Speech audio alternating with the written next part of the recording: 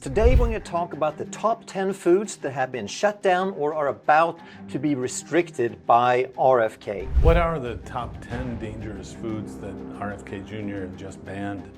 And is that the right decision? Hi, I'm Dr. Eric Westman, and welcome to my channel where I review and debunk nutritional misinformation online. In this video, we're going to hear Dr. Sten Ekberg talk about foods that RFK Jr. has just taken target on and trying to ban or in the process of banning them. And Dr. Sten Ekberg is a great resource online for information in the low carb and keto world. Let's see what Dr. Ekberg has to say about RFK Jr.'s foods, and I'll comment on the foods themselves, of course. The first thing he's trying to get rid of is a bunch of artificial colors, such as red 3, red number 40, yellow number 5, and blue number 1. And these have been already banned in many countries, or even most countries around the world, because it's well recognized how dangerous they are and how much harm they do. Well, you know, in my world, so from my vantage point, kind of like in Apollo 13, the movie, from my perspective, the problem is not artificial dyes and additives. It's the food that has the artificial dyes already in them. That would be called a confounder. So that the sugar, the ultra-processed foods and all this that have this artificial dye in them really is the root cause. So if all you're going to do is take away the dyes, I don't think a lot of great change in the health is going to happen. Now, but this is from my desk, my vantage point. I'm not an expert in these cancer-causing things, but I know we don't measure artificial dyes in the blood of people. We measure glucose. And I know that taking carbohydrate out of the food lowers the glucose that we measure that is the definition of diabetes. So you're not going to fix diabetes and metabolic syndrome and obesity, the things that I can fix without regard to artificial dyes, but you may fix these other things. I'm not familiar with those data, but the idea that the metabolic issues are going to be gone by just taking out these additives, I think is an overreach. Hey everyone, I've got something exciting to share. If you love the content on this channel, our YouTube membership is the perfect way to take your experience to the next level. As a member, you'll get early access to new videos, be the first to see fresh tips and insights. Plus, twice a month, I'll be hosting exclusive live Q&A sessions where you can ask me your keto questions and get personalized advice. You'll also get shout-outs for recommending videos to the community, just our way of saying thanks for helping spread the word. So, if you want early content, direct access to me, and a more personalized experience, hit that join button below and become a member today. Looking forward to seeing you in our live sessions. Number 2 is Kennedy wants to get rid of SNAP junk food. And SNAP stands for Supplemental Nutritional Assistance Program, formerly known as food stamps. And here Kennedy says that tax-funded programs should promote health, not disease. What a concept. We shouldn't pay for people to get sick. So he wants to stop soda, candy, and ultra-processed foods from any government program because it is known, very well known, that sugar causes obesity, type 2 diabetes, and cardiovascular disease, and doesn't only cause it, but it does so especially in low-income communities. Well, that's a good point about subsidized junk food for folks, and the idea that you could help the people who are on SNAP, or what used to be called food stamps, by changing the food is real. That you could really make an impact on a vulnerable population, but there now the paternalism is, well, you're not letting people have foods they love or they like. Well, even I remember people who love smoking, my parents, and they found out that it was harmful and they stopped smoking. And so there are things that could be enjoyable that we have to change because they're harmful. My interesting 2 cents from my vantage point here is that it's okay to use sugar-free things. And I know that gets the hoopla out there of you can't have artificial things at all. Well, in my experience, in the 20 years and then 30 years of other clinics before me, allowing people to have sugar-free things fixes the metabolic issue and yet allows people to have the sweet taste and sweet flavor. So I think you would have fewer, less reactive force against the removal of sugar and sugar-free things. If you allow people to have the sugar-free things, you're going to get the metabolic health benefits without the kind of alarm that you're not letting people have things that taste good. So many people are accustomed to having sweet things that in my practice and in the research that I read, it's not harmful to have sugar-free things available. And that might be one way to improve the health, yet allow people to have the food they love, and yet food that's harmful to them. Number 3 is high fructose corn syrup. And Kennedy wants to discourage and reduce the use in schools and in government programs. So again, if we're using tax funds for this, then it shouldn't be to make people sicker. High fructose corn syrup certainly has been getting a bad rap, right? Look it up in the whatever resource you use. Sometimes I'll use Wikipedia even. High fructose corn syrup is high, meaning it's 60% fructose, 40% glucose. Sucrose, table sugar, is 50% fructose, 50% glucose. So high fructose corn syrup is basically like sugar.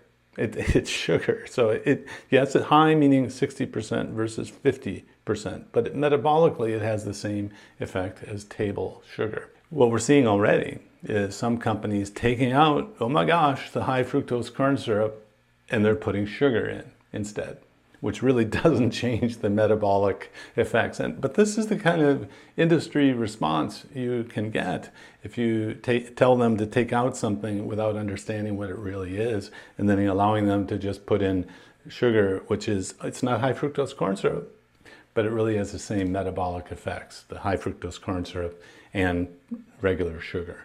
Item number 4 is about seed oil. So Kennedy wants to get rid of or restrict the use of canola, soybean, corn, sunflower, and safflower oil. And why is that? Because they are sky high. They are so rich in omega-6 polyunsaturated fatty acids, which promote inflammation and contribute to the obesity and metabolic disease epidemic.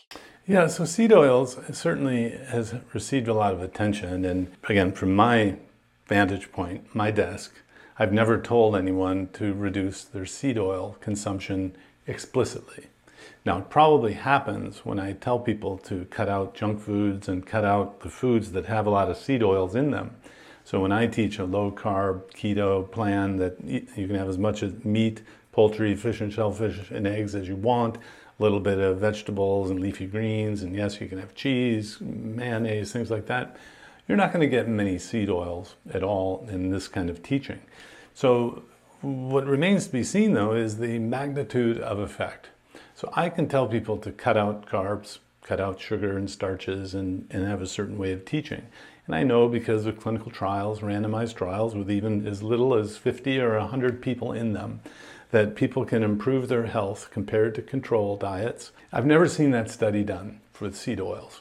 Take 50 people, take 100 people, cut out the seed oils explicitly, and that be the only change in the variable. And follow them over 6 months, a year, measure everything you want about health, and see if there's any change. I'm doubtful that the magnitude of effect will be as much as focusing on carbohydrates. And so again, this is another, if you haven't done a study, let's see what happens with what the industry does. When you tell them not to have seed oils, what are they going to come up with? Remember, that's how we got into this mess in the first place. The scientists without evidence, told people to not eat fat. And the industry came out with low-fat frankenfoods that actually ruined and contributed to ruining the health of us. And so the seed oil thing, to me, it's not as important. And I really do ask for clarification on the magnitude of effect if you take it away. The solid theory is there, omega-6, omega-3, and inflammation. But in the context of taking out all of the carbs, like I ask people to do, there's really little focus on seed oils in what I do.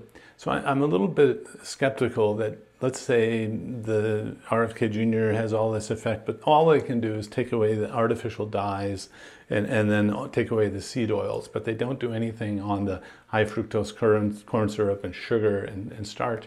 I don't think a whole lot of great health improvements going to happen, but at least we should study these things.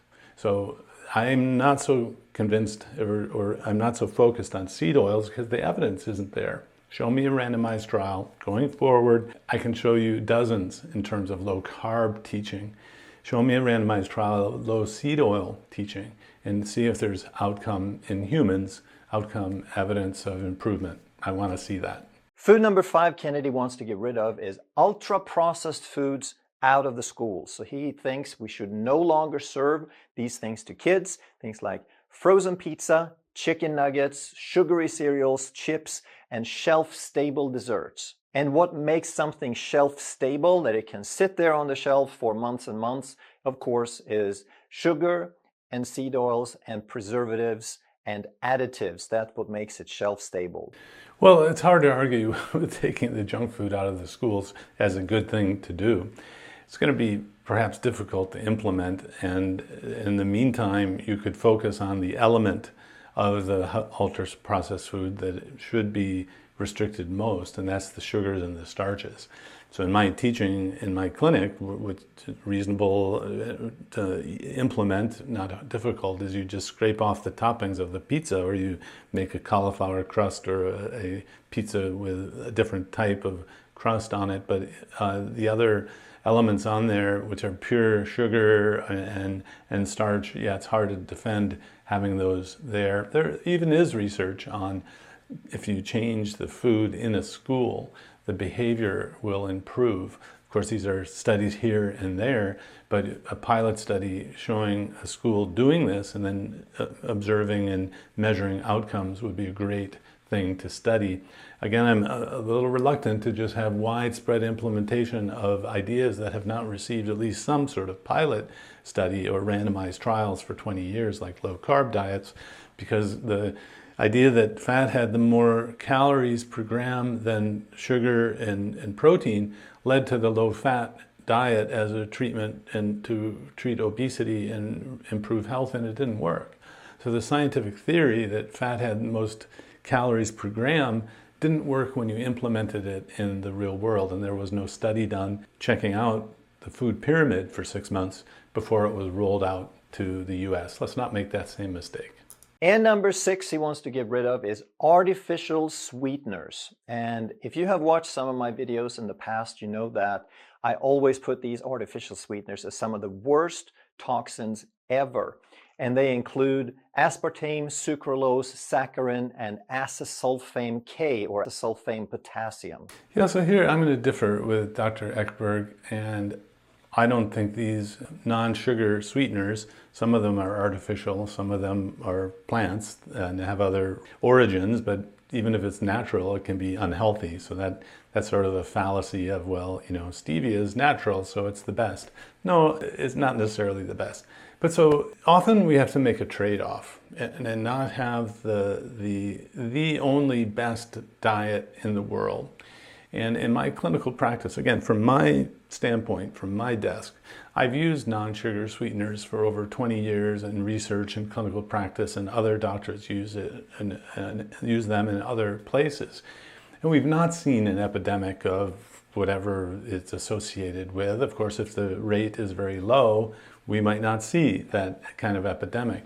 But look at the language that Dr. Ekberg used, which is a little, how should I say, unclear, like the potential carcinogenicity.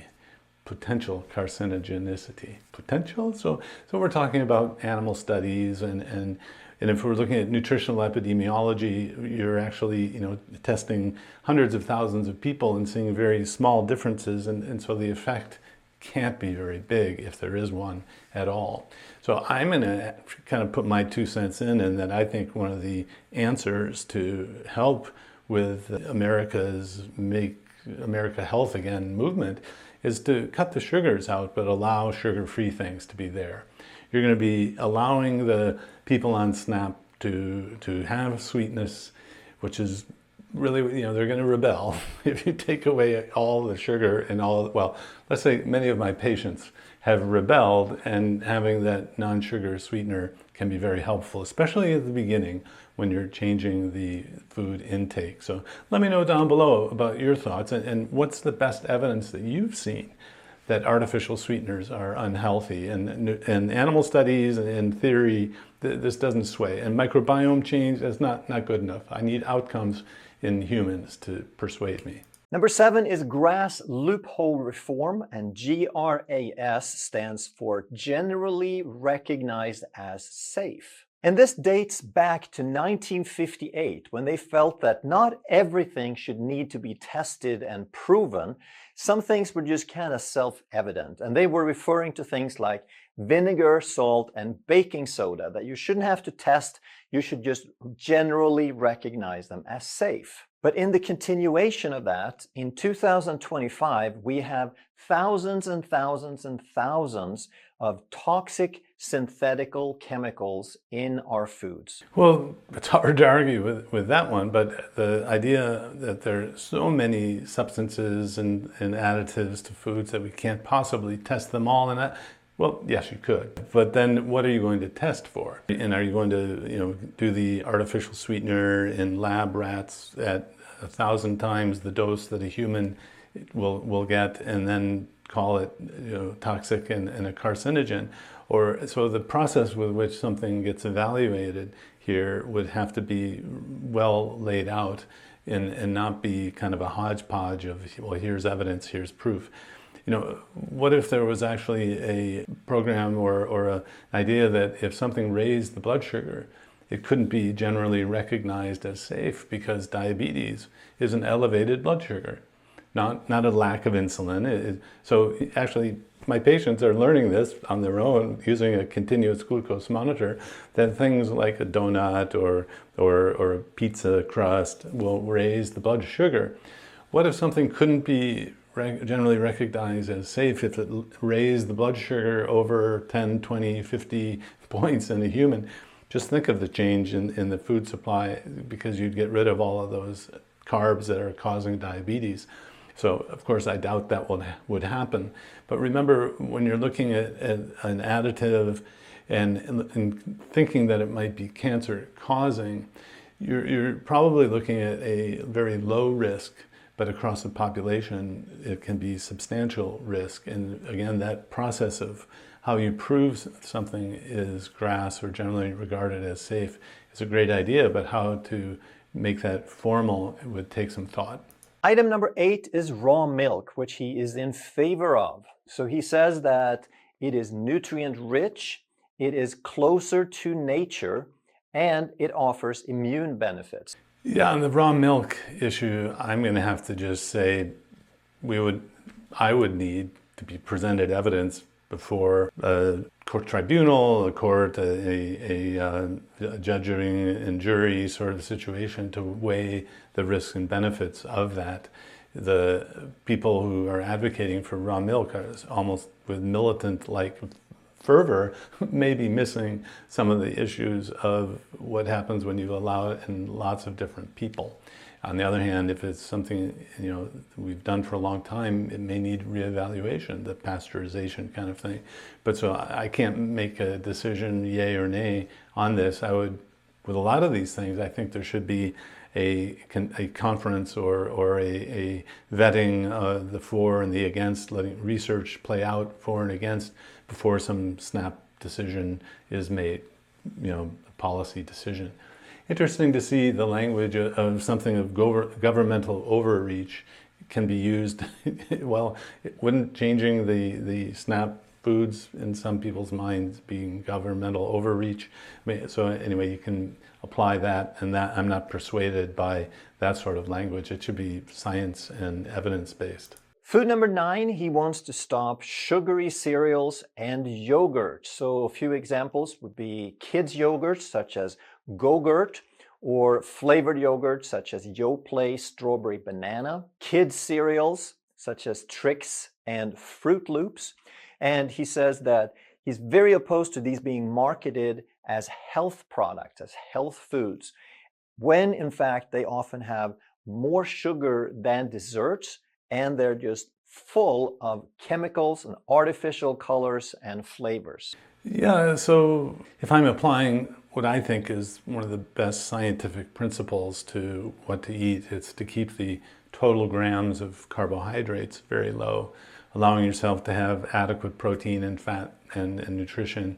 But when you look at these different products that children are given, and the sugary cereals just they make no sense. And you know, fortified means that they spray vitamins on the cereal because it doesn't have any nutrition really, doesn't have the vitamins and minerals. So going to real food as a general principle, meaning why don't we have oranges and apples and fruit instead of Fruit Loops, to me makes sense. And that's a compromise position. So I'm not totally against carbohydrates, but they need to be limited and certainly understood as a major player in chronic diseases, which is occurring even in children now. So yeah, it would be great to switch from fake foods with lots of sugar but there are low carb sugar, low sugar yogurts, for example. So one scientific construct to use is how many grams of total carbs, not net, although net carbs would be great too, instead of talking about grams of fat or calories.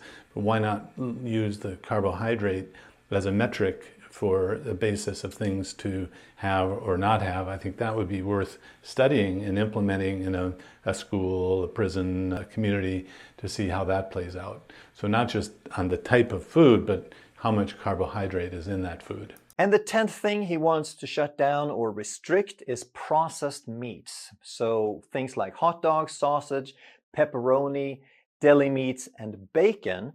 And the reason is that they have sodium nitrite or sodium nitrate in them, which is a synthetic preservative. And the problem here is that this synthetic preservative can turn into a carcinogen, a known carcinogen called nitrosamine, when exposed to acid or high heat. Well, of course, were you thinking about this too, is that the youth are not watching YouTube so much. They're on Instagram, Snapchat, anyway, so these other, TikTok. That's not a valid sort of criticism, but they're not watching YouTube, of course.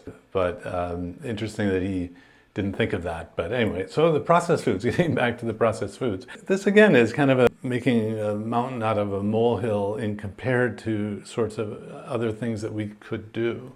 So that most of these processed foods and processed meats don't really have the same category as the other processed foods in terms of total carbohydrate in them. So you're introducing the idea of nitrates and nitrites. Well, this is a relatively small thing. And is it really a big thing? It's relatively small compared to changing the carbohydrate in the food. Remember, we don't check the blood nitrite level to determine whether someone has nitritosis. We have diabetes, elevated blood sugar. So focusing on things that cause diabetes and obesity and other metabolic problems is, I think, in triage form, the best thing to focus on. And if you're focusing on deli meats, which my patients eat pretty freely, I don't restrict those processed meats. I think bologna is fine. And in some rural areas or underserved areas, canned meats, which would be off the grid in terms of allowable for people, are actually used to reverse type 2 diabetes because these canned meats don't have any carbohydrate in them at all. So it's very interesting to see kind of what's popular now. It's against seed oils, against sugar and starch is really the most important thing. Well, but what about these dyes? What about the nitrates and as a relative emphasis? You're going to get more health benefits, in my opinion, in the research that we have generated and followed by focusing on reversing diabetes, reversing obesity. And I don't think, although it needs to be studied, that these other elements are going to be causing more cancers and all that, because the theory about reducing sugar and as a preventive tool and an adjuvant tool for cancer treatment may actually outweigh any sort of increase in nitrates that you would get. This is purely conjectural and theoretical. I think it's worthy of study. And so I agree with a lot of this. I don't agree with some of it, but it's so amazing that it's being discussed. I just want to put in that caveat that things should be studied. Yes, you can wait a year before we roll out a national policy. And I'm reminded of the saying that Senator McGovern used years ago, that we don't have time to wait, like you researchers, we need to take action. Well, you want to be darn sure that the action you take is scientifically proven and will help people and not hurt them if that's your underlying agenda. If you like this, please like, subscribe, ring the notification bell, and watch out for new content on Wednesdays and Fridays. If you enjoyed this video, consider joining our YouTube membership for early access and exclusive live Q&As with me. Just click the join button below or support us with a PayPal in the description.